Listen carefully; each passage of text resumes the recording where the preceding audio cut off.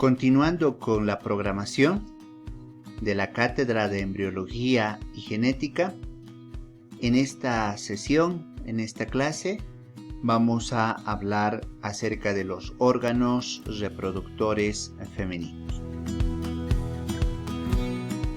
Los órganos reproductores femeninos va a tener una especial importancia porque van a ser los órganos que van a permitir el proceso de la reproducción, y de la mano de ese proceso de la reproducción, el mantenimiento de la especie sobre la faz de la Tierra. Ahí radica la importancia de su estudio, de su análisis de los órganos reproductores femeninos. Los órganos reproductores femeninos eminentemente van a estar centrados en el estudio de la mujer. Para ello, dentro de su estudio de estos órganos, de estos aparatos reproductores femeninos, o del aparato reproductor femenino, estos se dividen en dos grupos, ¿no? Dos grupos que van a ser los órganos sexuales primarios y los órganos sexuales accesorios. Los órganos sexuales primarios van a estar representados por los ovarios.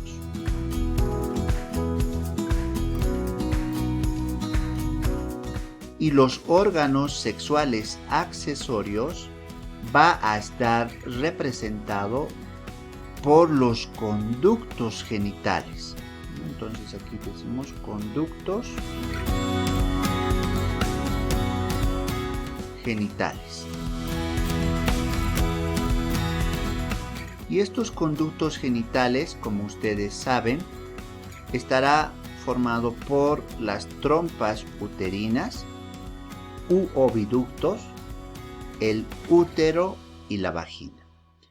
Entonces, dentro de los órganos reproductores femeninos hablamos de los órganos primarios, órganos sexuales accesorios.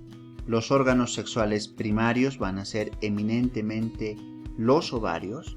Los órganos sexuales accesorios van a ser los conductos genitales, y dentro de los conductos genitales vamos a hablar o vamos a estudiar a las trompas uterinas u oviductos, al útero y a la vagina.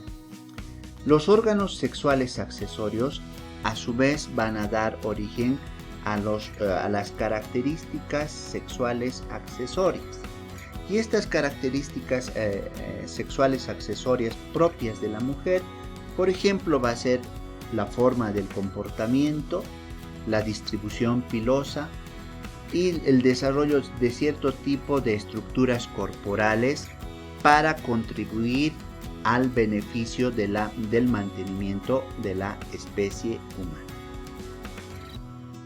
Comencemos describiendo a los ovarios, que son dos, que se encuentran situados los ovarios en la región retroperitoneal, más propiamente en la región de las fosas ilíacas izquierda y derecha. Luego vamos a tener a las trompas uterinas u oviductos. Estas trompas uterinas u oviductos que van a tener dos segmentos, un segmento que va a estar adosado con el útero y otro segmento que va a estar libre hacia la cavidad peritoneal, y este segmento libre tiene el objetivo de ir a cubrir o adosar a la estructura del ovario para captar al ovocito que se va a formar de acuerdo al mantenimiento del ciclo sexual de la mujer. Las trompas uterinas a su vez van a tener partes o segmentos, y estas partes o segmentos van a ser las fimbrias, una especie de dedos, el infundíbulo, la ampolla la ampolla va a ser o va a tener una importancia porque es el lugar donde se produce la fecundación, el istmo y la porción intersticial o la porción intramural. Luego vamos a referirnos al útero y dentro del útero vamos a describir el cuerpo, el istmo y el cuello uterino. Y finalmente vamos a hablar de la vagina, que es un órgano tubular, laxo, flexible, que va a tener cierto tipo de características y cierto tipo de funciones que van a contribuir a la función que tienen estos órganos, cuál es de la reproducción y el mantenimiento de la especie.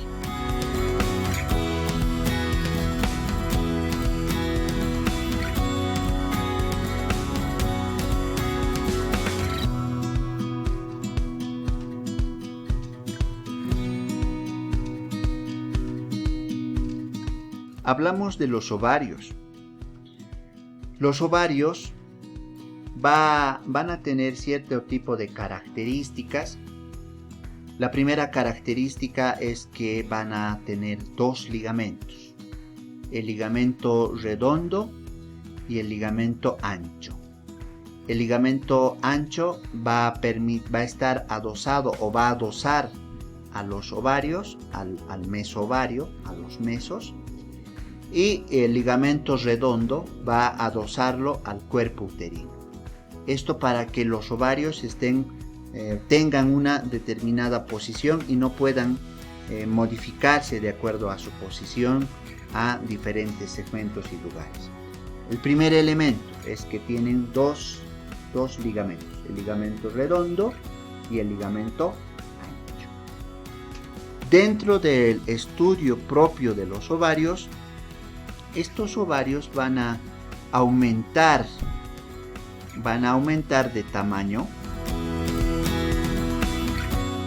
de acuerdo a cierto tipo de características. La primera característica va a ser la ovulación. Entonces, durante la evolución, dentro de la ovulación, los ovarios van a experimentar un aumento de tamaño.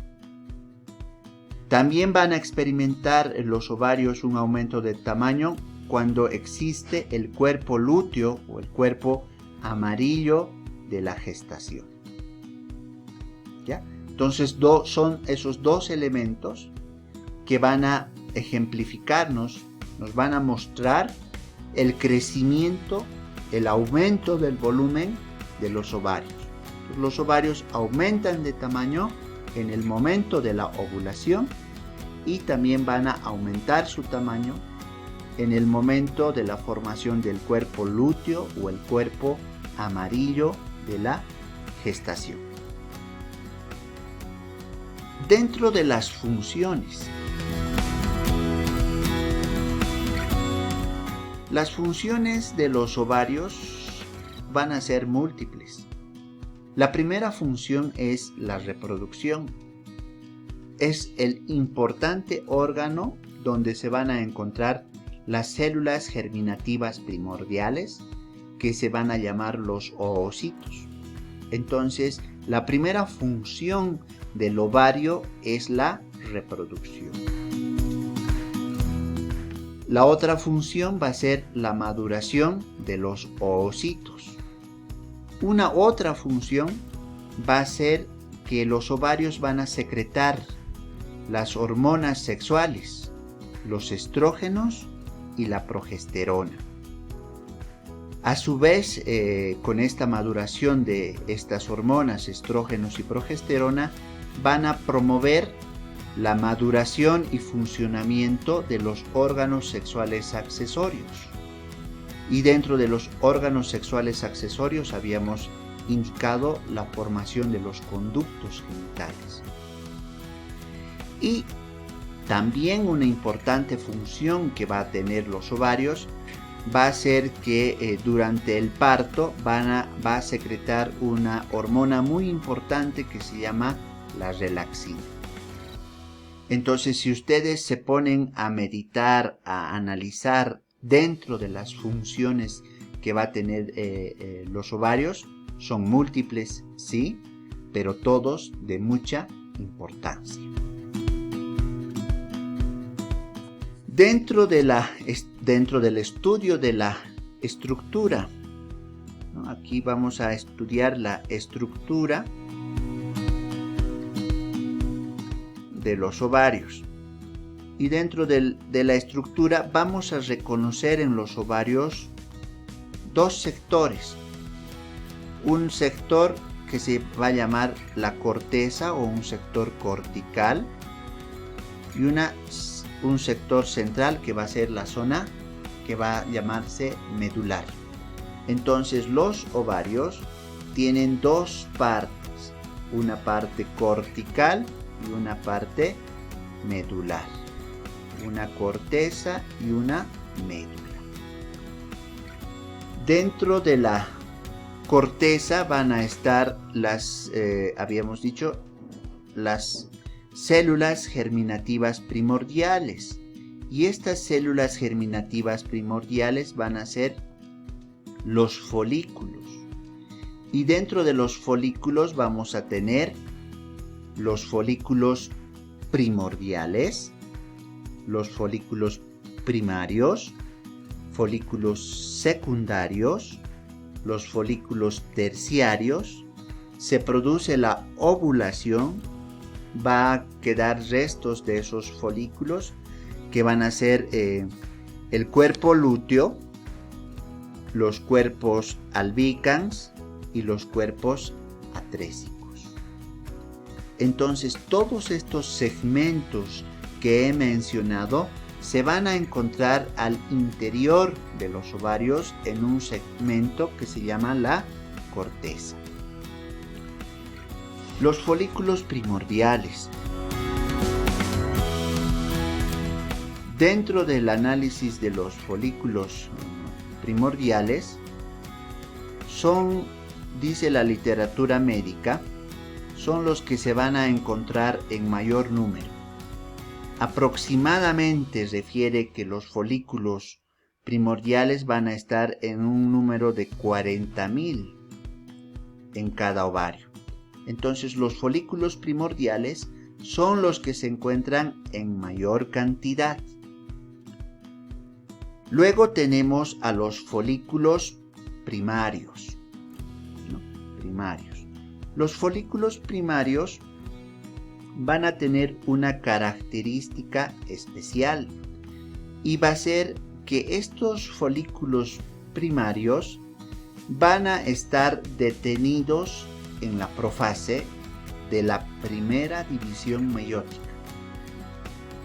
Cuando un organismo humano, por ejemplo el de la mujer, ha sido ya determinado su sexo genético, es decir, en el momento de la fecundación se ha unido material genético del papá y de la mamá, y es en ese momento donde se determina el sexo genético.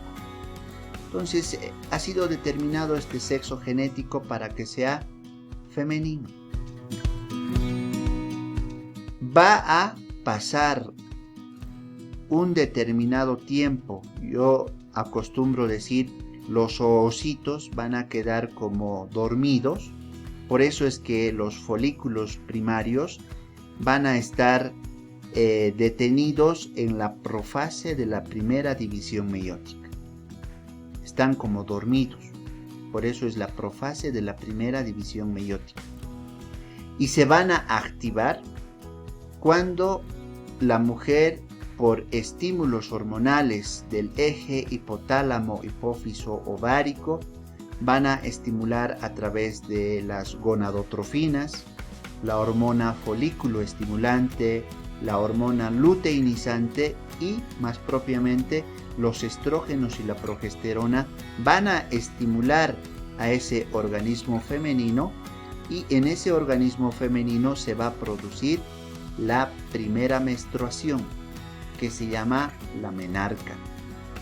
A partir de ello se van a activar nuevamente estos grupos celulares, estos folículos primarios, dentro de su primera división meiótica, ¿no? Entonces, hasta ahí, hasta los folículos primarios, estos se encuentran detenidos, formando la profase de la primera división meiótica. Luego vamos a tener los folículos secundarios. Los folículos secundarios cada vez van aumentando más de tamaño y van a tener unas células que van a ir rodeando a estos folículos secundarios, y estas células van a formar una capa de células que se llama la capa granulosa. Esta capa granulosa permite que los folículos secundarios aumenten de tamaño. Luego va a desarrollarse los folículos terciarios.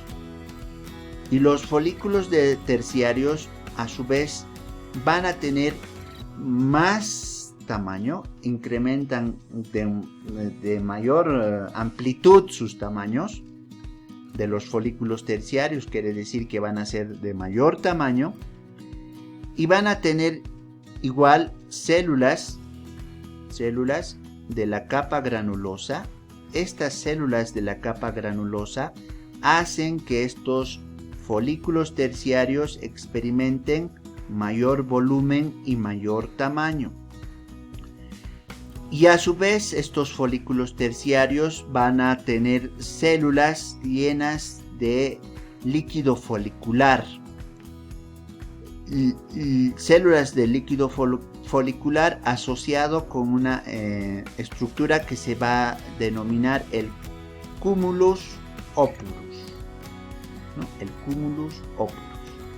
Entonces, los folículos terciarios aumentan progresivamente de tamaño, van a tener células granulosas. Estas células granulosas van a promover la formación de un líquido que se llama el líquido folicular, y a su vez el líquido folicular va a hacer que estas estructuras de los folículos terciarios crezcan más, formando o teniendo una tensión a nivel de los acúmulos del cumulus opulus, y luego va a existir una protrusión en uno de los extremos, y a partir de esa protrusión de uno de los extremos se puede llegar a decir que se va a producir la ovulación, ¿no? La ovulación.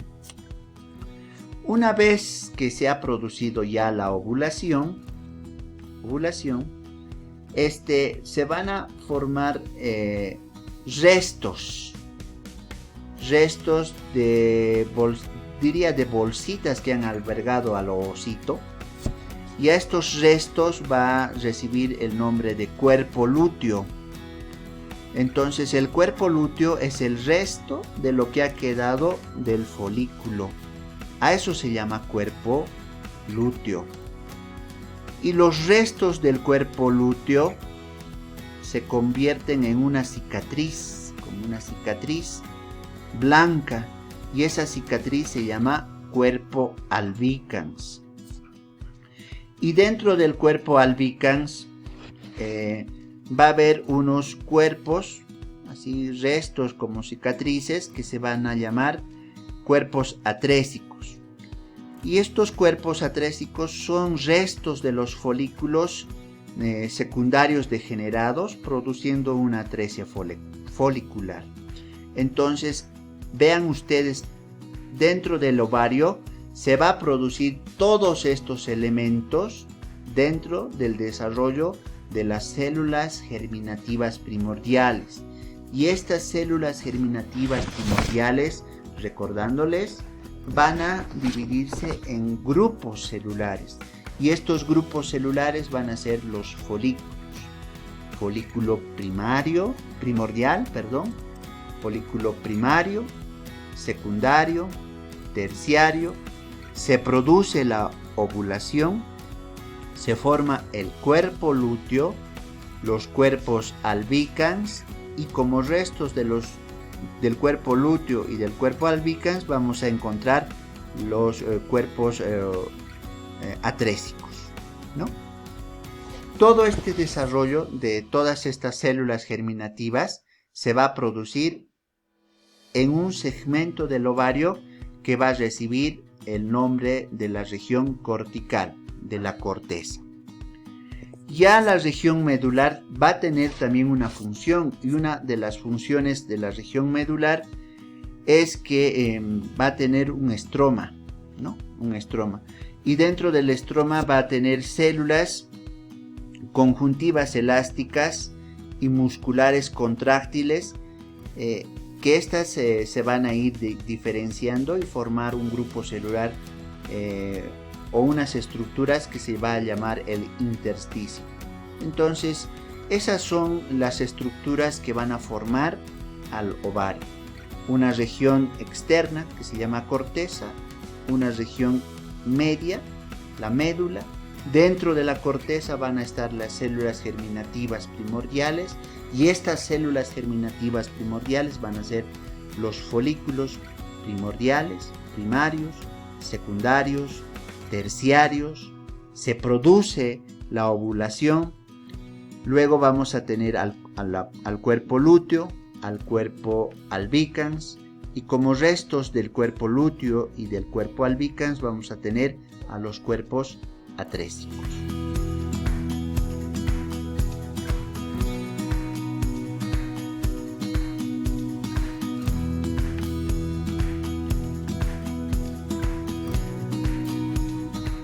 Corresponde hablar ahora de las trompas uterinas. Las trompas uterinas van a desarrollar unas otras estructuras que van a recibir unos nombres: las fimbrias, las fimbrias, el infundíbulo, la ampolla, el istmo, la porción intersticial o la porción intramural, ¿no? A ver, aquí dibujaré.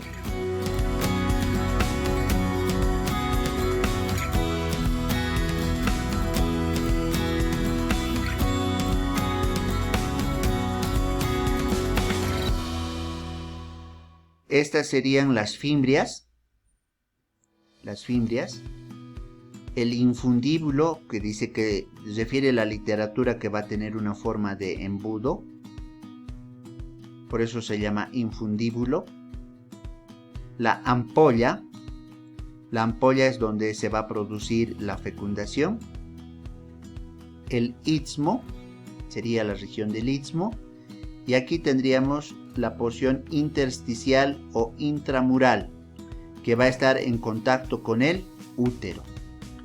Entonces, a partir de eso decimos que las trompas uterinas u oviductos van a tener dos extremos: un extremo libre que va a adosarse al ovario y un extremo que va a adosarse con el cuerpo del útero. Trompas uterinas o oviductos, ese es el nombre correcto. ¿Existe alguna otra literatura que refiere a este segmento anatómico como las trompas de Falopio? Por un consenso a nivel mundial se han eliminado los nombres propios, entonces ya no existen nombres propios.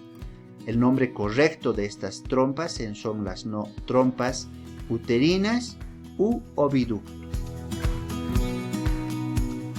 Estas trompas uterinas o oviductos van a estar situadas en la cavidad pelviana, ¿no? Habíamos dicho con dos extremos, un extremo abierto y otro extremo cerrado. El extremo abierto está en contacto con el ovario y el extremo cerrado va a estar en contacto con el cuerpo o con el cuerpo uterino, ¿no? Con el cuerpo uterino. Dentro del estudio de las funciones que va a tener las trompas uterinas, dentro de la función, van a ser de igual forma múltiples, ¿no? Entonces, dentro de la función podemos mencionar que tiene la función de captar al ovocito en el momento de la ovulación. La otra función va a ser proveer un sitio adecuado para la fecundación. Otra función va a ser favorecer en la nutrición a ese producto de la fecundación. Y una última función va a ser transportar a ese producto de la fecundación hasta la cavidad uterina. Entonces esas son las funciones: captar al ovocito, proveer un sitio correcto y adecuado para la fecundación, favorecer a la nutrición de ese producto de la fecundación en sus primeras etapas y finalmente transportarlo hasta la cavidad uterina. Dentro de la descripción de la estructura,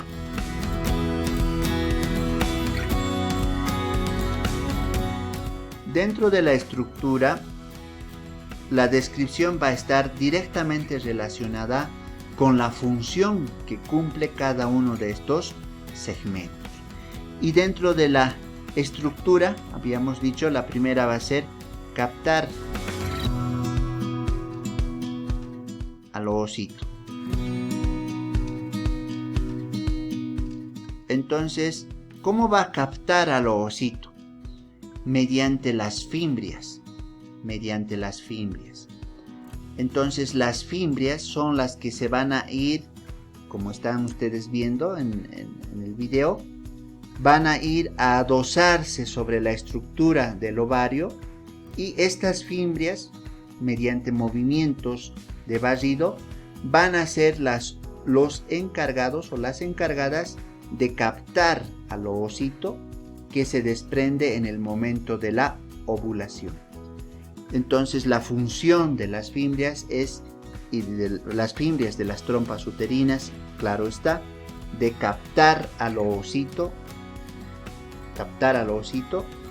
dentro del proceso de la ovulación. Luego otra función es de proveer un sitio adecuado. Entonces proveer un sitio adecuado para la fecundación. Entonces, colocamos fecundación. Proveer un sitio adecuado para la fecundación. Debemos decir que la fecundación se va a producir, habíamos dicho, en un segmento importante. Y ese segmento importante de las trompas uterinas se llama la ampolla. Entonces, en la ampolla de las trompas uterinas o oviductos se produce la fecundación. Por eso, una otra función es la de proveer del sitio adecuado para la fecundación. ¿Por qué se va a producir en la ampolla de las trompas uterinas? Porque es el segmento más largo y sus paredes son delgadas, ¿no? Es el segmento más largo de las trompas uterinas y sus paredes son muy delgadas. Aparte que tienen un epitelio rico que va a secretar glucógeno para poder alimentar en las primeras etapas de su desarrollo a este producto de la fecundación. Había hecho mención que otra función de las trompas uterinas va a ser la nutrición. Entonces, en la ampolla de las trompas uterinas va a existir un epitelio mucoso que se llama a través del endosalpinx. Entonces va a empezar a secretar un mucus rico en glucógeno. Y este mucus rico en glucógeno va a ir, como había mencionado, alimentando al producto de la fecundación en sus primeras etapas. Otra función de las trompas uterinas u oviductos va a ser el transporte, ¿no? El transporte.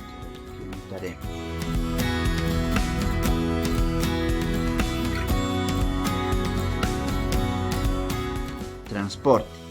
Entonces va a transportar a este producto de la fecundación hasta el útero. Entonces el transporte se va a dar por la contracción rítmica de las fibras musculares.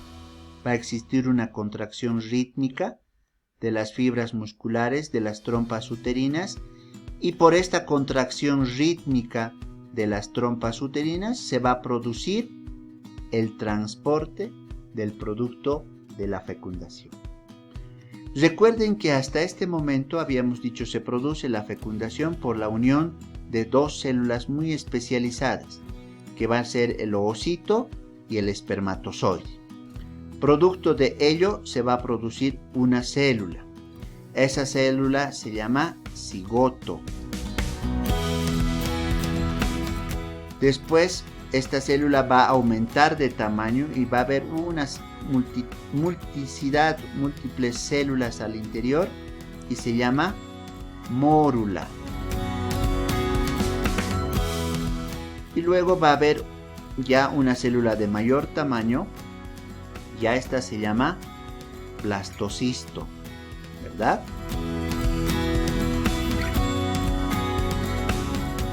Entonces, en esta etapa de blastocisto, todo el desarrollo de toda esta etapa,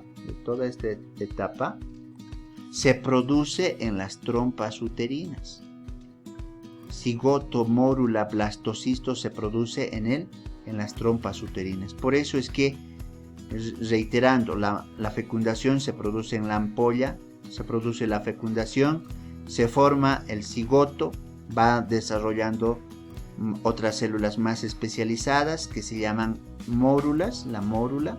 Luego ya cuando se inicia el transporte ya está en etapa de blastocisto, y esta etapa de blastocisto es la etapa final para que se vaya a ir a penetrar la capa del útero que va a recibir el nombre de endometrio.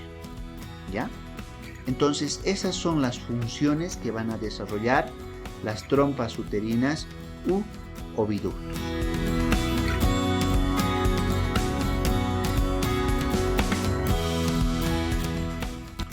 Hablamos ya ahora acerca del útero. El útero es un órgano impar, hueco, que se encuentra situado en la cavidad pelviana entre la vejiga y el recto. El útero va a tener la forma de una pera. No sé si dibujaré correcta y adecuadamente una pera, ¿no? Tiene la forma de una pera aplanada. El útero va a tener una posición que se encuentra en anteversoflexión, ¿no? Anteversoflexión. Dentro del útero vamos a describir diferentes segmentos, y estos segmentos va a ser el cuerpo. Vamos a encontrar al istmo y al cuello. Entonces tenemos estas tres partes: el cuerpo, el istmo y el cuello uterino. Dentro de la función que va a cumplir el útero,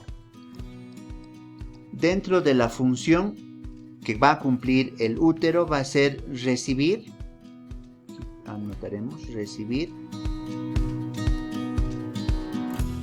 va a ser al producto de la fecundación, anidar al producto de la fecundación, nutrir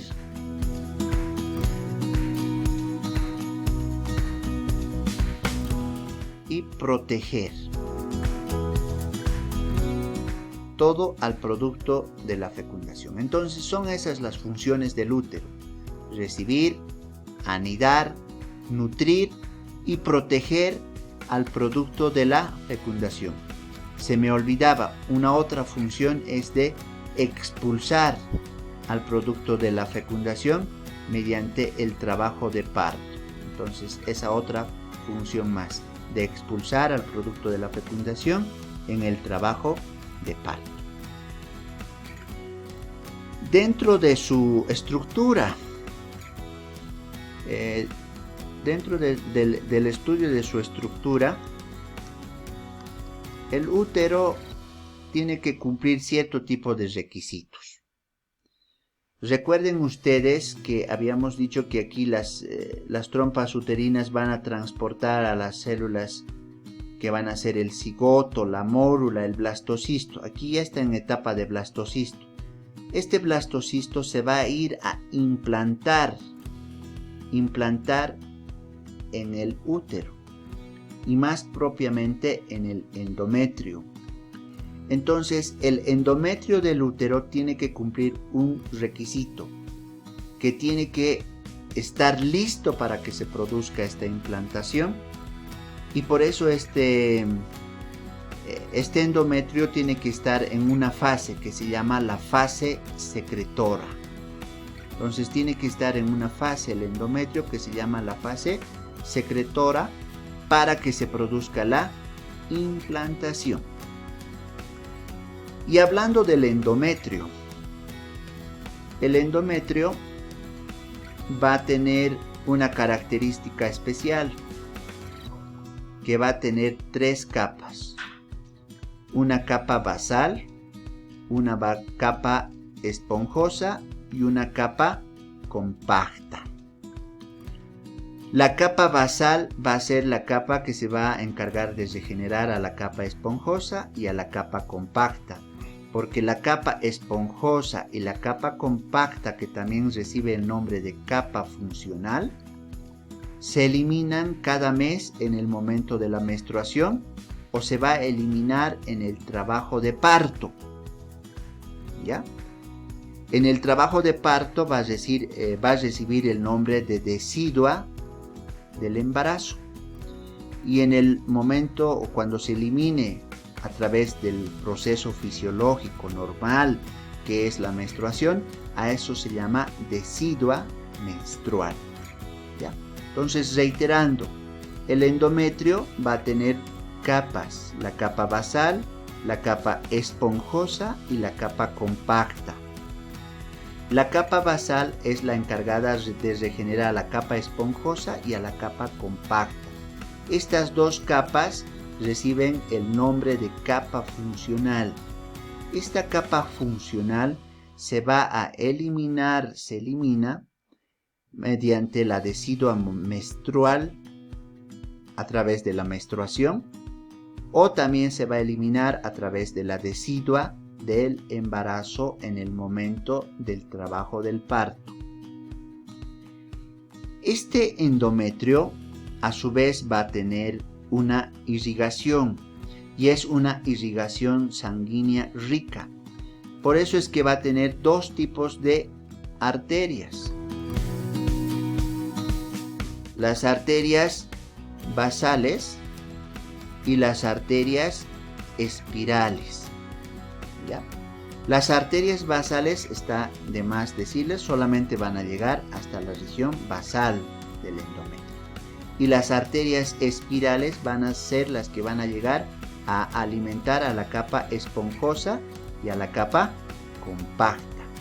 Entonces, el útero, para la alimentación del endometrio, tiene 2 arterias, una arteria basal y una arteria, las arterias espirales. La arteria basal va a ir a irrigar, va a ir a alimentar a la región basal, y las arterias espirales van a alimentar, va a irrigar a la capa esponjosa y a la capa compacta. Habíamos dicho, dentro de otra función que tiene el útero, es el de proteger al producto de la fecundación. ¿Y cómo va a proteger al producto de la fecundación? El útero, estimados jóvenes y señoritas, es un músculo. Tiene fibras musculares muy potentes. Entonces, este músculo uterino va a experimentar un crecimiento acelerado. A ese crecimiento acelerado se llama hiperplasia o hipertrofia del cuerpo uterino.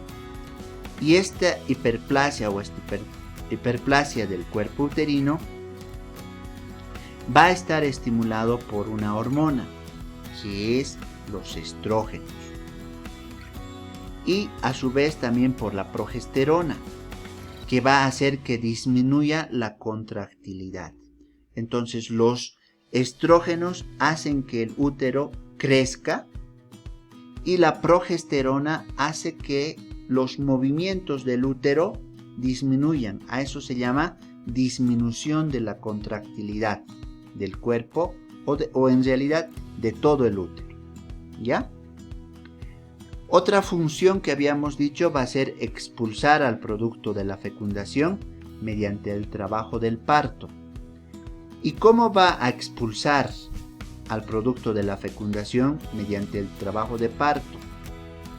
En el parto va a existir una disminución considerable de la progesterona y va a haber un aumento de los estrógenos.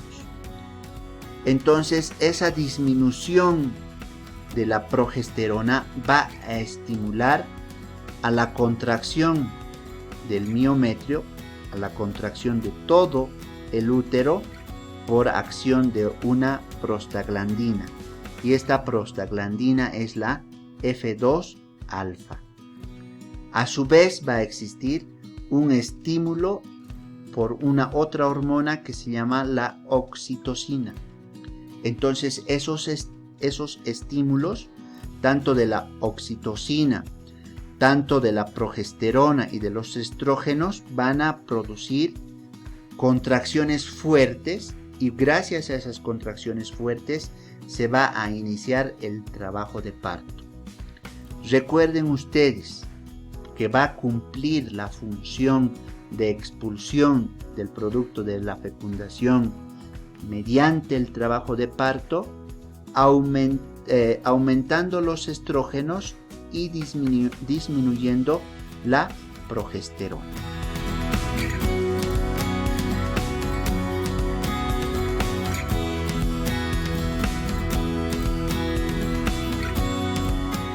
Finalmente vamos a referirnos a la vagina como un órgano muy importante dentro de la conformación del aparato genital femenino o dentro de la conformación de los órganos reproductores femeninos.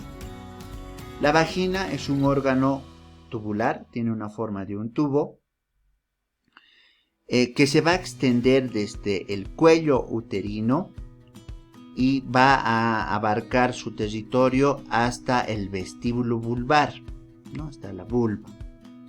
Entonces, la vagina es un órgano tubular. Va a tener una función y también va a tener una estructura. Función y una estructura. Dentro de la función que va a tener la vagina, va a ser un órgano de la cópula, órgano de la cópula, va a ser el importante canal del parto, va a cumplir como vía de pasaje de la sangre menstrual. Esas son las funciones, ¿no? La cópula va a ser un órgano del canal del parto y va a ser un órgano de pasaje de la sangre menstrual. Y dentro de su estructura tenemos que referirnos que la vagina va a tener un ambiente húmedo. Y este ambiente húmedo está dado gracias a la secreción de las glándulas del endocérvix. Esta secreción de las glándulas del endocérvix va a dar esa característica de humedad a la vagina. También es importante mencionar que la vagina va a tener un pH ácido de 4 a 4,5 de pH. Es un pH ácido. A su vez, un 0,5 de ácido láctico secretado por por los bacilos de Dodder-Lane. Esta acidez del pH y asociado a la acidez de 0,5 dado por los bacilos de Dodder-Lane va a hacer que sea esa acidez un instrumento o una barrera que no permita la infección del canal vaginal, no se produzca infecciones, y más aún en el momento del embarazo, ¿no? Entonces esas son las funciones, y de esa forma nos hemos referido en esta clase a los órganos reproductores femeninos.